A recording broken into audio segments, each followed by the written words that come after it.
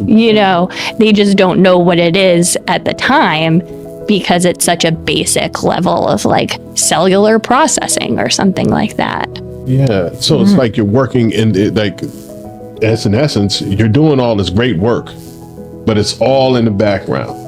And no one, which is now we're having this conversation, and one of the questions I asked in the beginning was to put it in layman's terms so a person like me can understand what it does and the function of it.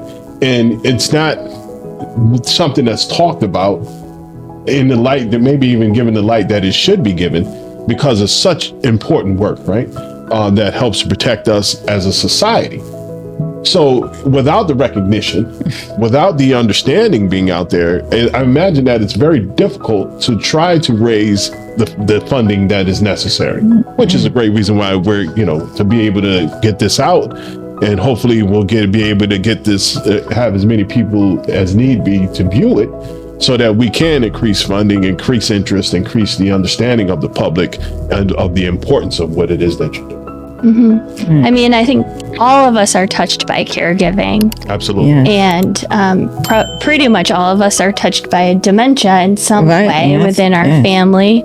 And, there's definitely going to be a need to have more supports. And I think a lot of people just kind of want to get that magic pill that will just cure dementia. And they don't want to have to worry about all of the stuff that public health and caregiving support, like infrastructure, gives you. They're just like, that's not going to happen to me.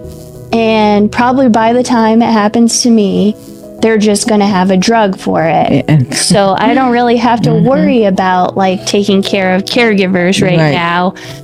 Or that's a private family matter and that should be up to the family.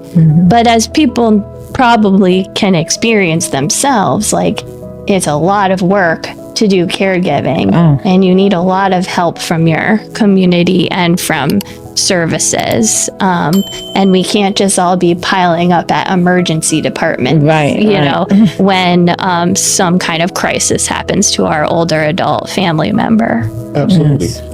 Yes. And some people do this working silently, so you don't know, and some of them don't know how to go by, making itself visible to people with money or to find them funding and what have you. Yeah, people who are doing this work are not in it for like making lots of money. Right, no. People who get into like aging research, I think a lot of them do it because they have like the passion for it. Right.